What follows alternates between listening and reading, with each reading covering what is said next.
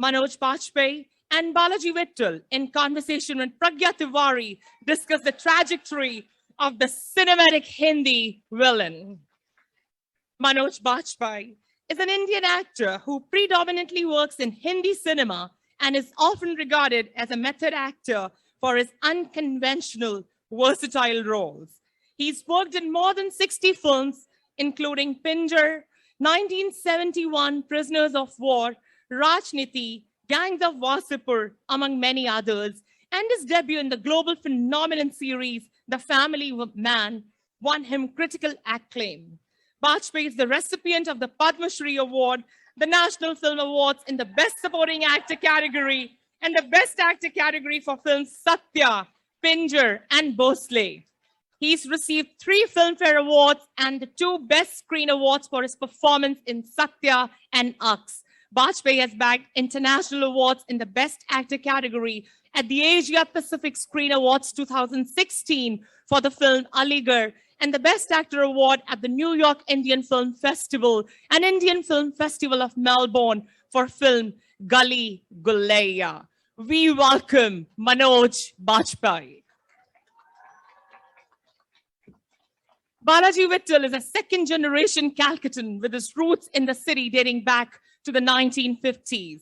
He's the co-author of the National Award-winning book, R.D. Burman, The Man, the Music, and the Mami Award-winning book, Gata Rahe Mera Dil, 50 classic Hindi film songs. His most recent book, Pure Evil, The Bad Men of Bollywood, is his first solo authored book. We welcome Balaji Vittal. Ladies and gentlemen, please join me in welcoming Pragya Tiwari. Pragya Tiwari is a journalist who's written extensively on politics, identity policy, and culture, and has edited several publications, including Tehelka, The Big Indian Picture, and Vice. She currently works as a policy and culture consultant and is also the creative director of Oajo Media and the co-founder of the Indian History Collective. Ms. Pragya Tiwari. I would now request Sanjay to please come and speak.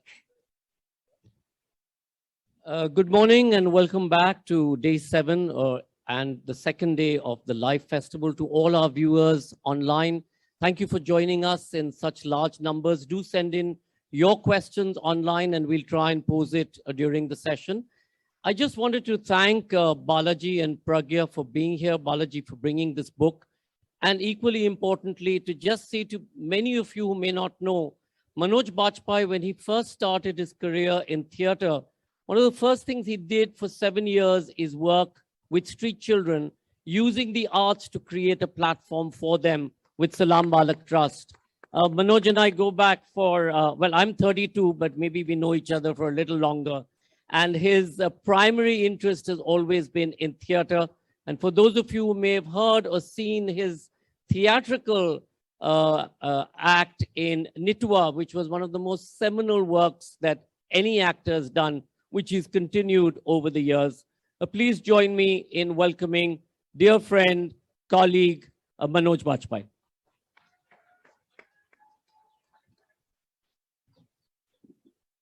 Hello. Thank you, Sanjoy, and thank you, Jaipur Literature Festival, for pulling this off, for bringing us all back on the ground. And I can't think of anything better to do at 10 a.m. in the morning than discuss Hindi film villains with Balaji and Manoj. So I'm going to get started. I'm going to start with you, Balaji. So what's interesting about the book is that, you know, I suggest all of you buy a copy and read it. But even if you just buy a copy and read the table of contents, you'll have received the value that the book, you'll get a very good idea of how valuable the book is in terms of its material. So could you just take us through the structure of the book and how you basically classify your villains, both chronologically, it's sort of, like you say, a gallery of rogues, right? So chronologically, as well as in terms of genre and how that intersects. I think that would be a good starting place. See, when you enter a museum, you want to know what is where, right? Similarly, at the entrance of the Rogues Gallery, which is Pure Evil, the Bad Men of Bollywood, I have tried to list down all the various genre of villainy. For example, the foreigner villains, which again is spread between pre and post-independence. And even in post-independence, how it changes from wars to insurgency to ISI becoming the villain. Okay, and individuals like so the hired agents or those sorts of things. And then comes, say, the zamindars and how they gave birth to the dacoits. Then comes the psychotics, the psychopaths, and then the entire mafia genre, how they started with the small-time gangsters in films like Footpath or black marketing in films like Kala Bazaar. Then the smuggling villains, gold jo chori karte hai. Then the 80s mein, Rama Shetty, Bhiku Matre, how those very, very local Mumbai dons, Bombay, Mumbai dons came in. And then the 2000s where we had those sort of the Superman, the Cash and the Dhoom series and all that. And in between, there are those individual villains as well.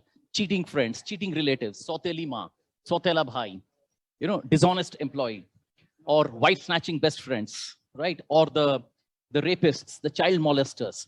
So this whole thing, and even the, things like your megalomaniacs, like in Shaurya, you have Brigadier Rudra Pratap Singh, or Virus in Three Idiots. He's so full of himself, he doesn't think of anything. He has indirectly caused the death of two people.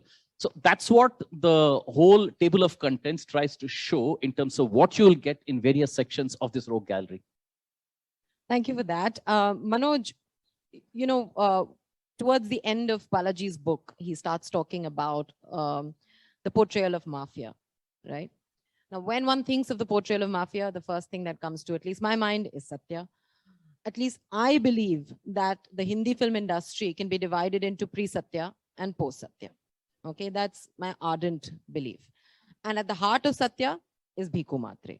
Okay, I could spend 5 sessions just talking to you about Bhiku Matre, so honestly don't know where to start. But this guy who is emotional, he's impulsive, he finds redemption, and yet he is the quintessential villain. And to my mind, he's at the intersection of the classic Bollywood villain as well as what is changing in cinema. He's also representing that. So tell us what you can. What are your memories of it? How did you approach it? And were you aware at that point in time that you were playing somebody so iconic who would really change the face of a lot of things in Hindi cinema? Namaskar. First of all, when you are a role that interests you, a role that you get lucky with. Here in this case, I had no other choice but to trust Mr. Ram Gopal Verma and his vision. Initially, it was it was me and solely me that he was going to make a film with. But as Anurag Kashyap and Saurabh Shukla, they started writing the script. They had suddenly one role which they thought that I suited better, and I was in a better position to portray that role. In the initial time, I was quite disheartened that the main role is gone from my hand, and now the second role is coming to me. So, but when I started working on it, on the contrary, I would say that it was Bhiku Matre never appeared to me as a villain. You really can't categorize him into a bad black character. So this is the definition that my generation of actors have landed with in Mumbai city. That we be it me or Irfan or KK Menon or Saurabh Shukla or so many others, we always believed that nobody is bad and nobody is really that good to be put into the photo frame and be worshipped in this time and age.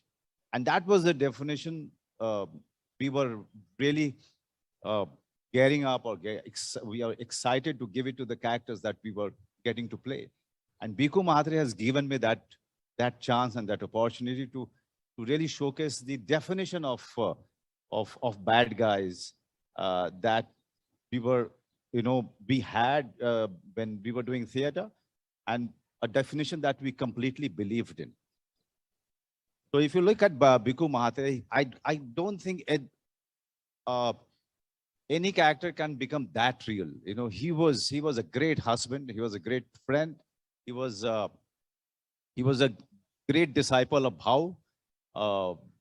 So much so that if Bhau starts shouting at him, he doesn't even look into his eyes. So he has that kind of a respect for him.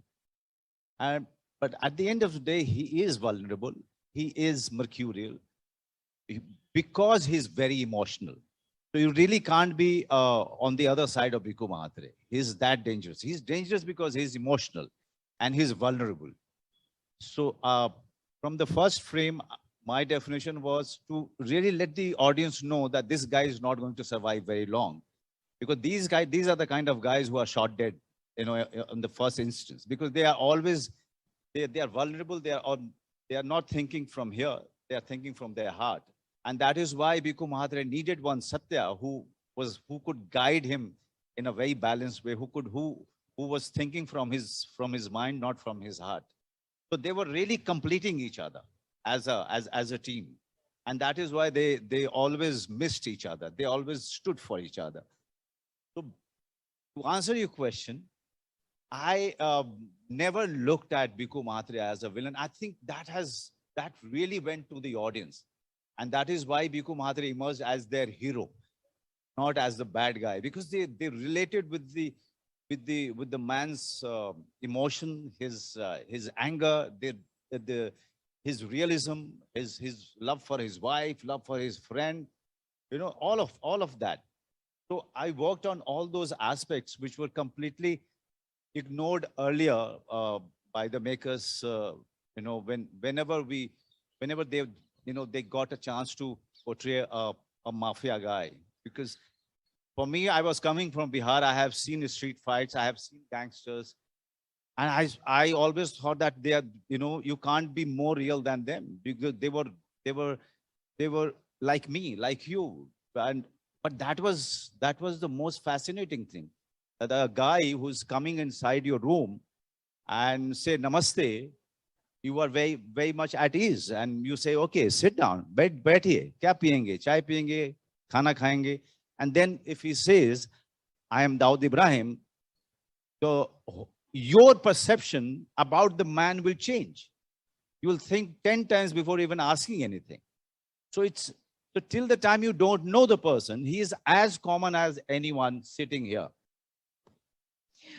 That's a great answer, Manoj, because one of the things that changes with Satya, and a lot of things change with Satya, but one of the things that changes with Satya is that we find the audience finds their own confidence in amoral characters, in liking amoral characters. We no longer need to be spoon-fed. We no longer need to be told who to hate and who to like. We can make our own minds up, right? And that's when the very black and white sense of morality that used to exist in Hindi cinema starts to go away, right? I'll come back to you on this with another character. But before I do, Balaji, if you could talk a little bit about, how the evolution of villains also kind of very interestingly portrays what's going on in the country, how the definition of nationalism is evolving, how socio-political realities are evolving, how our sense of being a socialist poor country to our sense of, being a very powerful player in the world is evolving, and morality is evolving. If you could give us a sense of that, then we'll carry on. Yeah, pretty much, I would say cinema reflects what is happening in the society today, right? Before 1947, the villains were the British, but then we could not show them. So they were only metaphors. And then if you look at it, when did the Chinese happen? They didn't happen in 1958. They happened in 1964, after the 62 war. Similarly, if you look at the mafia genre, there is a very interesting article where I start the chapter with Keshav Mahindra's statement saying that after the British Raj came the license Raj. So clearly, the very high import duties gave rise to smuggling. And that's where the whole thing started. Look at policemen, look at politicians. They were all like good guys before 1970s. Try to recollect one corrupt policeman before till the end of 1970s. You can't think of anything. But then look at how the policemen in Hindi films went from becoming good to corrupt to criminal to ridiculous. If you look at Hum, they're ridiculous. And then they were downright criminals, right? Same with politicians. Somewhere it has reflected what is happening in the society. So that is what the evolution or the emergence or the relevance or the changing face, the nuances, that is what the flow of pure evil is all about. Even if you look at the psychotics or psychopaths, that also shows a maturity of the filmmaker. So, for example, Gabbar, kyun hasta hai? तीन bullet नहीं चला तो हंसने लगता है. Maybe there is a mental condition which was never focused on. We only focused on the antagonistic behavior of Gabbar Singh, right? But then in the later films, they started building a backstory to it. For example, Shah Rukh Khan in Dar, or other people, or even Agni Sakshi mein in Nana Patekar, there is a backstory of a traumatic childhood. Or Rajesh Khanna in Red Rose, one of those odd cases, a traumatic childhood. And that's what drives their antagonistic behavior. So that's also a sign of maturing. That's also a sign of the fact that we have become aware of what drives this villainy, and not just the fact that he's a villain. So Manoj, another, because we were talking about socio-political backdrops, one can't not talk about gangs of Wasseypur. Okay? Because at some level, yeah, well, clearly. Because at some level, it is such a sweeping epic, right? It's a periodical, it's an epic. It takes you through what's happening in parts of the country, North India, Bihar, etc. And Sardar Khan is, I mean, with Bhiku, you may not have approached him as a villain, right? And you showed what one can do with even playing a negative character. But with Sardar Khan, that Sardar Khan is the hero. He's also, and he's not as redemptive as Bhiku. He's obsessed with sex. He's obsessed with violence. But like a hero, like the Bachchan of yore, he's also seeking revenge for a rightful cause, right? Tell us a little bit about Sardar Khan, how you approached it. It was perhaps closer to you because of the milieu, but just tell me everything you can about Sardar Khan, because I love him. You know, the whole process was quite fascinating for me. I don't think any actor, have had such a unpredictable journey when, actor was approaching their roles or the roles that they were, they got to play. I really didn't know on the first go how to approach this guy. Initially, I was thinking of really going the beaten way, like just conventional main guy who has, who has this story, who's unpredictable. But, as I started reading the script, the mind started playing all kind of tricks. And one day I was talking on Anurag Kashyap, and he told me one line which changed the whole thing for me, whole game for me. He said that, I want to make a mainstream film, but a mainstream film how I think, should be. And that line has changed everything for me. Then I started thinking, okay, so I am given the main role or the hero's role to play. Let me also do something with this hero that any other hero will never do even in their dream. Okay. So first and foremost was to really come out with a very raw sex appeal about this guy. So I wanted to make him a very Pahalwan-like. Okay. So Anurag and me was where the local barber came and started cutting my hair. And it went on. Then I said, Anurag, just go ahead and do whatever you want to do. I think it should be, there shouldn't be any hair. I mean, I should shave it off. So all of us were nervous about the way, we were going about it. And we just said, okay, let's shave it off completely. And that's from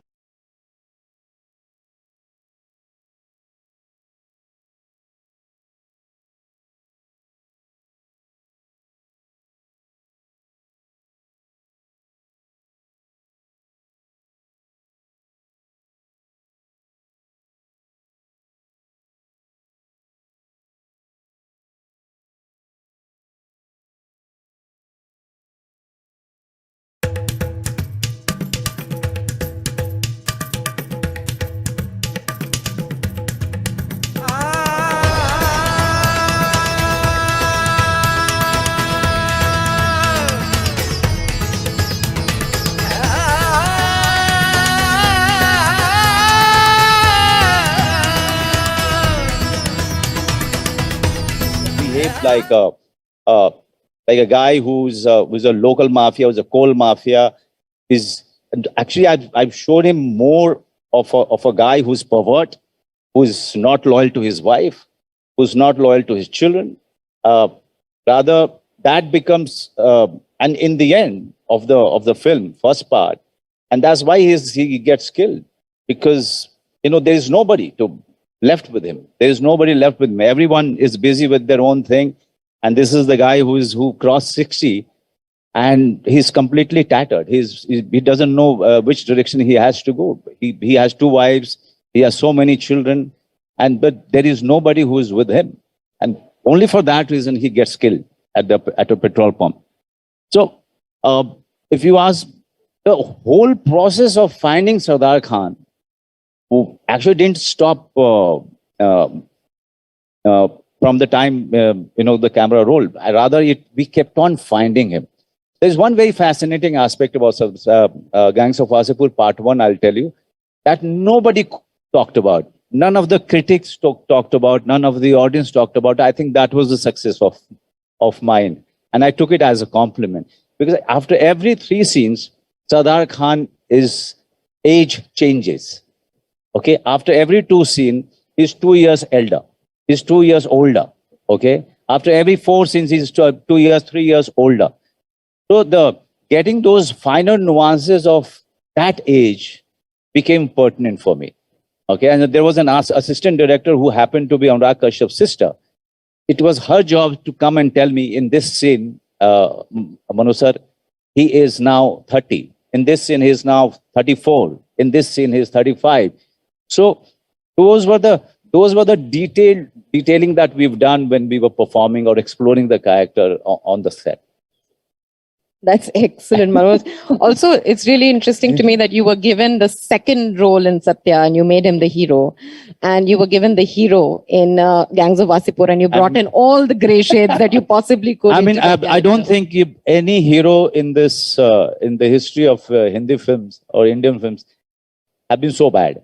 I mean, everything which is bad in a person, everything is there with Sardar Khan. He's a brutal, cold-blooded killer.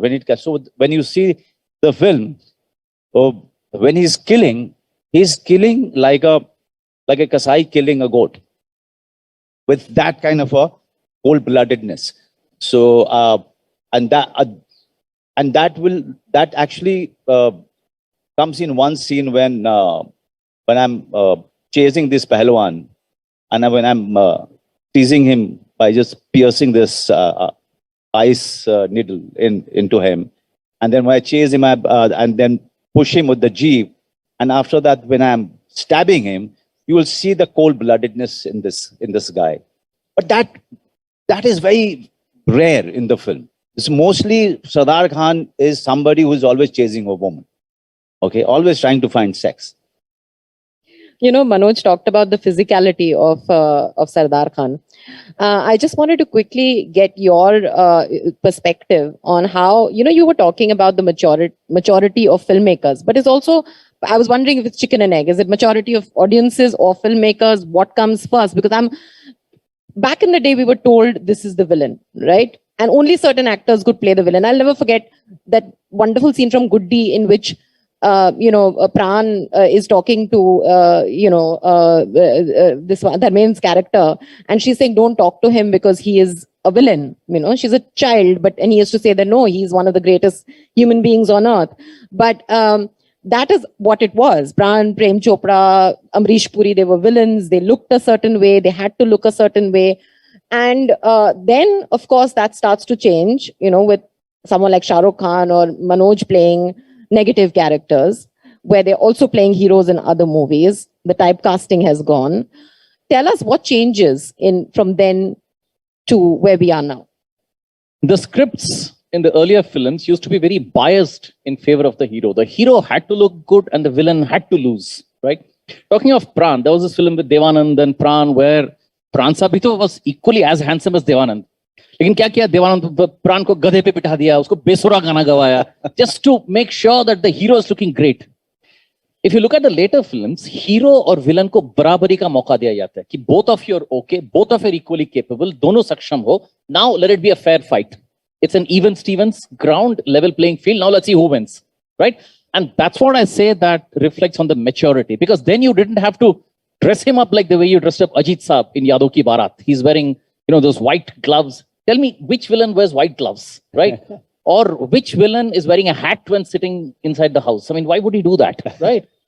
it's far better like Bhiku, who's wearing a denim shirt and sitting in the restaurant with his wife, and both couples are sitting out there talking about it. I mean, isn't that more natural? So look at Mogambo, right? I mean, usko dekh ke to matlab, I mean, I know he's supposed to be scary, but the children loved him, right? He's dressed up in all those pink and blue and black and I don't know what colors, and he's so pompous. He addresses himself as Mogambo khush ho. वो नहीं कहता कि मैं खुश हूँ, नहीं, वो तो Mogambo खुश हुआ, ऐसे कि Mogambo कोई और है. So that changed, and a lot of maturity came in, and of course, actors like Manoj ji, or as he correctly said, Irfan or KK Menon and all that, they brought in the shades, they brought in characters. Obviously, even the sartorial changes had to happen. They didn't have to look so prominent. They didn't have to look so visually different, because they didn't have to be visually different. They didn't have to be different. The villainy lay in their antagonistic thought, in the behavior, or in the backstories. It was there in the script. It didn't have to be thrown at our face. We don't need to be treated like children. Ki beta ye acha hai, ye bura hai. That's what changed. Manoj, and I think this might be one of the last questions I get to ask you. But हम जब tradition की बात करते हैं तो हम ये Mocambo के बारे में सोचते हैं, प्राण के बारे में सोचते हैं, प्रेम चोपड़ा के बारे में सोचते हैं. पर अगर हम वाकई अपना tradition देखें, महाभारत का tradition देखें, ठीक है, या रामायण का tradition देखें, the idea of pure evil and pure good never actually existed, right? Even Ram and Ravan were not good and evil. Ravan was not evil, right? Ravan was a Shiv Bhakt. He had, काफी सिद्धि प्राप्त थी. This is a nuance you managed to portray in a film that I love and I wish was more talked about, Aks with Raghavan. But at the same time, on one level, you showed that complexity of what our scriptures tell us about good and evil. At another level, you created pure evil, what would be considered probably a precursor to the Joker, right? Please tell us about Raghavan. Tell us about, and I think Gulzar Saab's lyrics, Bura bhala hai, bhala bura hai, they were written for you and your career trajectory. So please tell us a little bit about Raghavan. Thank you very much. My favorite villain. Yeah. I personally, request the audience sitting here, whoever hasn't seen Aks, they must watch Aks. Also, I really thank Rakesh Mehra and Gulzar Saab and Anu Malik and all the music directors. Really, they came out with such fascinating lyrics and the music. At that time, I'm talking about 99, 2000 was a time when Satya, Shul, Kaun, I know I had three major hits in my pocket, and to take a risk with the career with Aks was a big step for me. But somewhere I felt and that there are two reasons that I did the film. One, it had Mr. Amitabh Bachchan, who I really idolized when I was growing up. I was getting a chance to work with him in a very, very attractive role and role with great potential. And I had a chance to define evil. So when Rakesh Mehra narrated the script to me, I realized that, there were no dialogues then. It was only a screenplay. So the job was given to me to play the character of evil. Now, evil, if I tell anyone to define evil, is the most tedious and very difficult task. You can't just say that evil is black, evil is bad. Evil is too many things. And so I was putting my mind into, and I was completely exhausted. I really didn't know how to go about it. Mr. Kamlesh Pandey, who's written the dialogues of Aks, he was having hard time to write the dialogues, write the full script of the film. And so everyone was struggling. So 6 months I had to work on it. And that was the time I went to US. And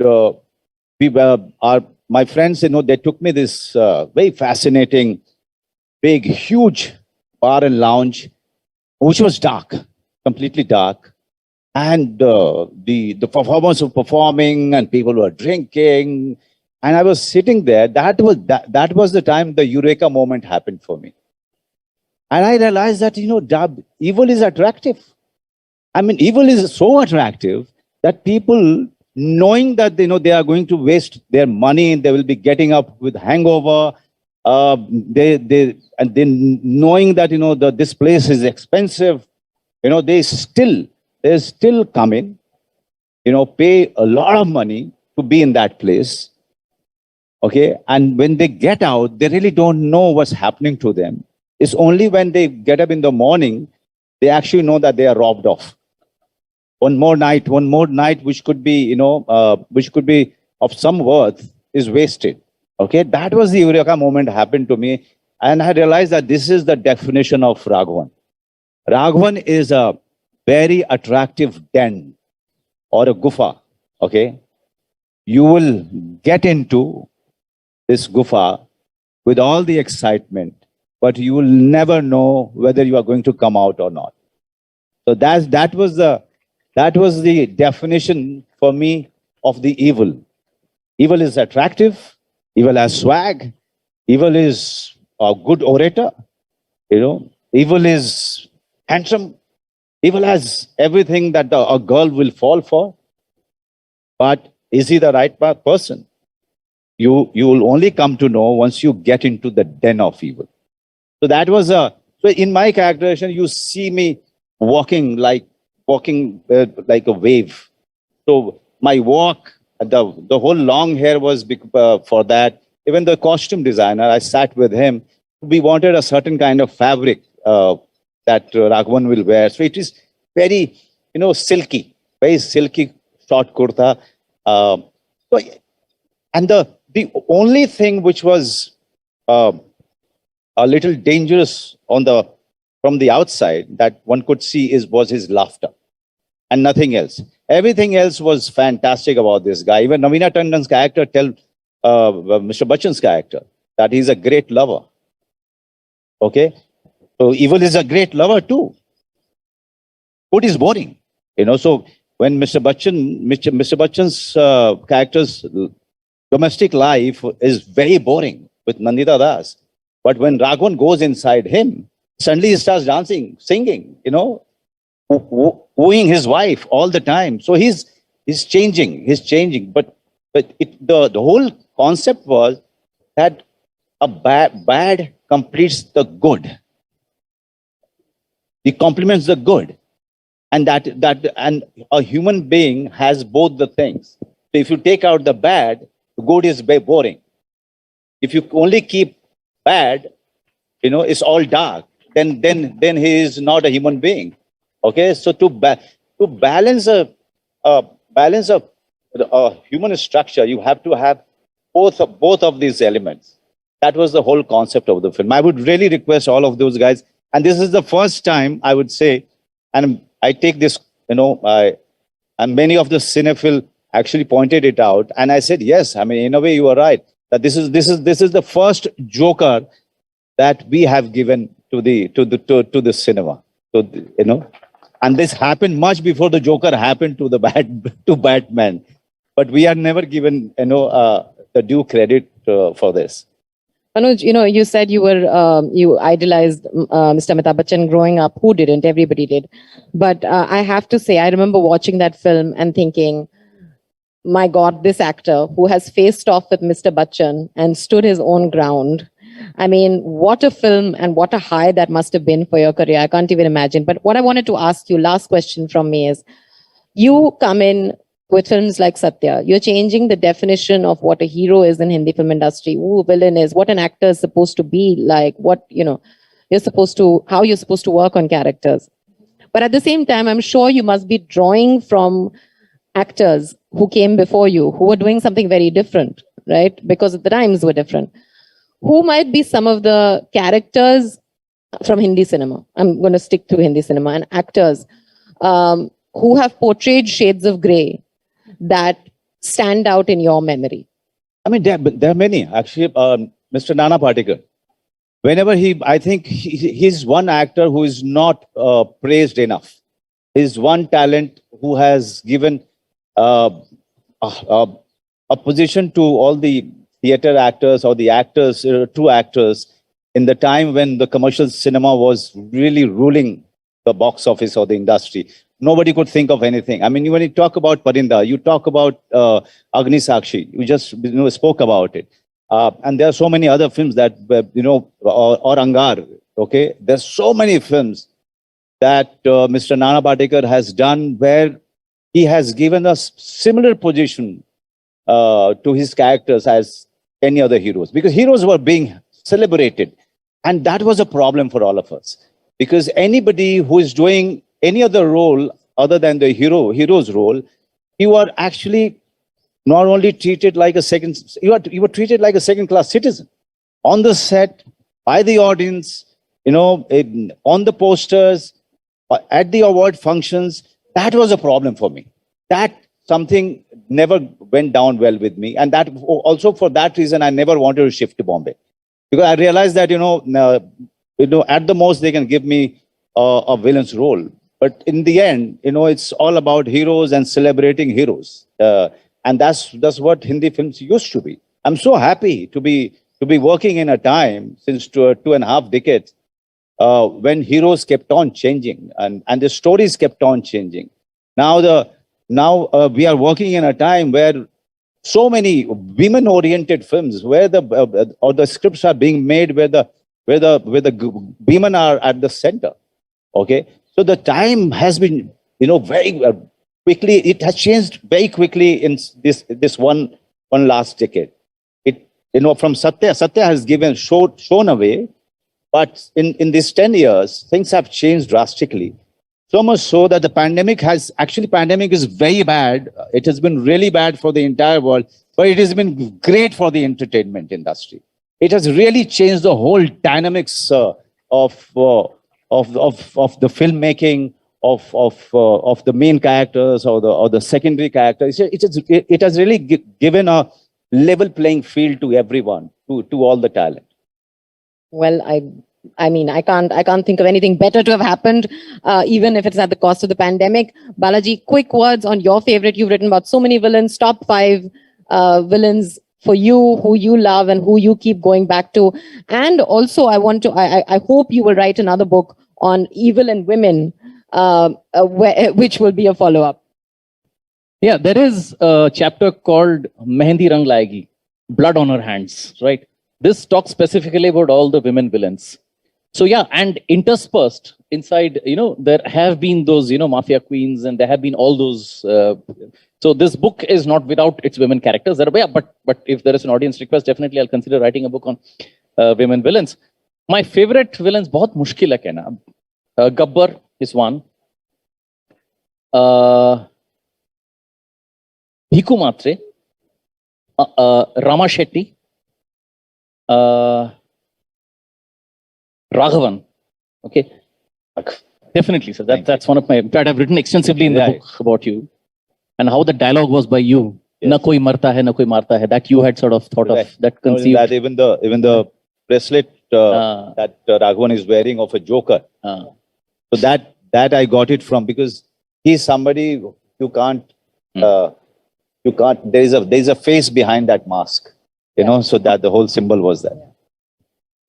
Then, there are many. Yes, ma'am. Were you saying something? We are anyway.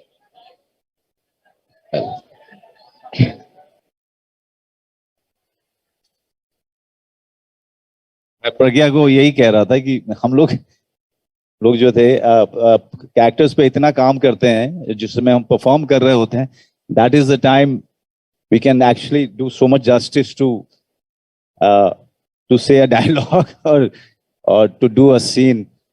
और जब हमसे 20 साल के बाद बोला जाता है कि पुराना डायलॉग बोलिए तो बहुत मुश्किल हो जाती है. Oh, you are okay. So so since we are talking about villains, I think this is one of my favorite work that I can say from Rajneeti, because I played Duryodhan, and I always felt for Duryodhan, because Duryodhan was somebody who was also kind of shortchanged. He was somebody who was not given his due. क्योंकि एक तरफ भगवान ही आ गए, तो फिर he had to lose the war, the entire game, and that whole dialogue is Babulal ji ki hatya महंगी पड़ेगी उनको. Okay, we'll take 2 audience questions. That's all we have time for. Yeah, but I've already been told. Hello, this is Srinivas from Daily Prabhat, Pune, Marathi Daily. The one and most loved question, as you rightly said, Rajneeti. Your favorite dialogue also, Karara Jawab Milega. So everybody remembers that now on the backdrop of yesterday's election results and all. Is Manoj Bajpayee interested in mainstream Rajneeti politics? Thank No, you. I'm not. You are not interested. No. Okay, thank you. You give me a role of a politician. I You think will play that. Thank you. I will be. I think I'll try to be good there. But in actual politics, nare baba. Okay, maybe 1 or 2 more questions, but may I just request that you keep your questions short and to the point, please? Thank you. Good morning. So my question is to the panel.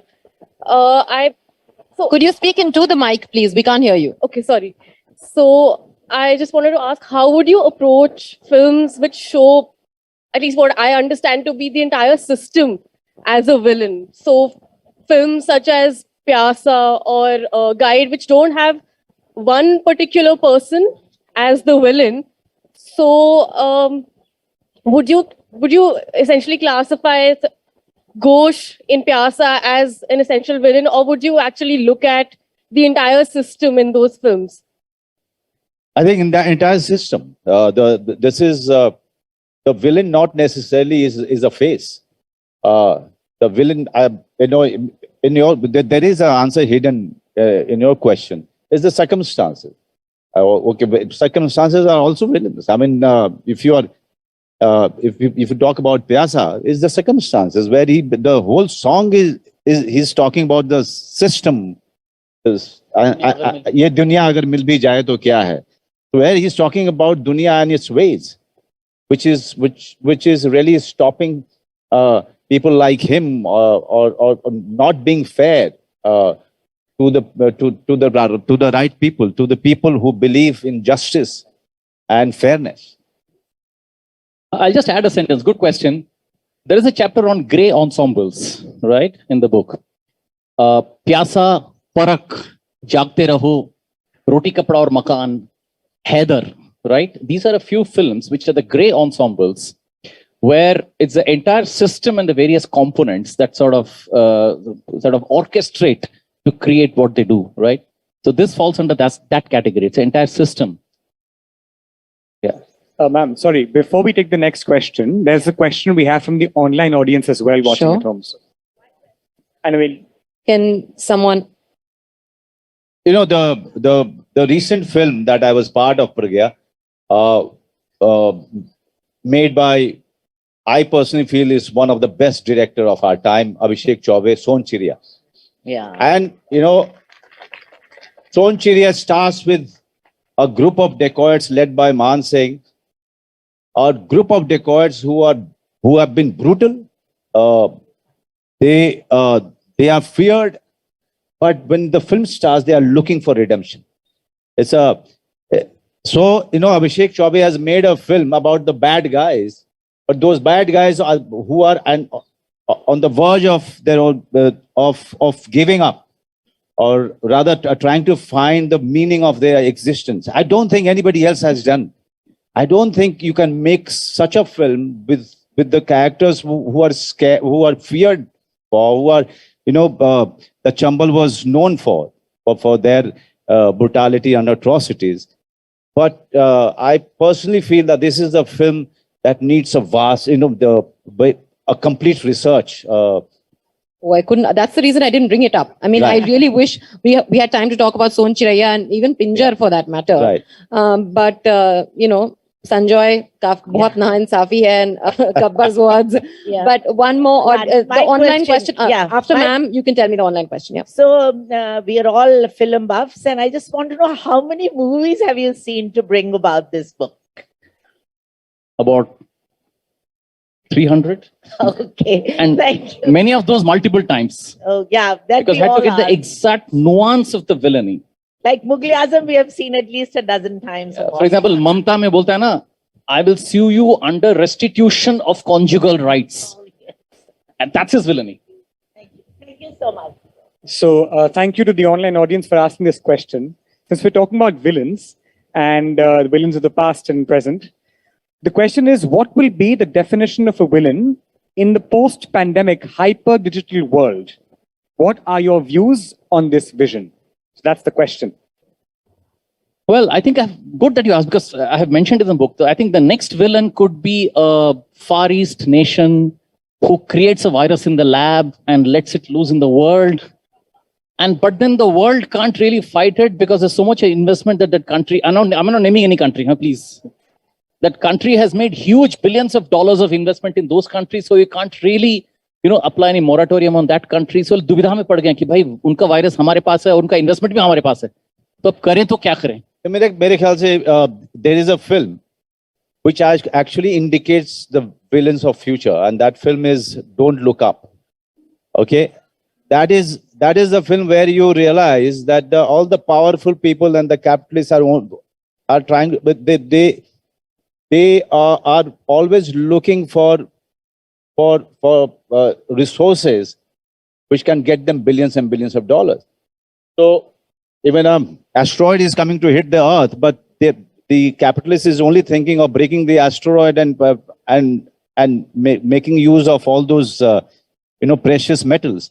So, and when it is really the time of Qayamat, there is nobody to save the humankind. So I think in the pandemic, what has emerged that many people made money at the cost of human lives. Those are going to be the villains of the next generation of the future. That's a brilliant, brilliant answer. Do we have time for one more question? No? Okay. Well, thank you very much. I think Manoj will be taking questions from the press in the press lounge, if I'm not mistaken. So those of you who are from the media can ask him questions there. Thank you for listening to us. Thank you, Balaji. And Manoj, thank you for the stories. Thank you for the movies. A big round of applause for Manoj, please. Thank you. Thank you, Pragya.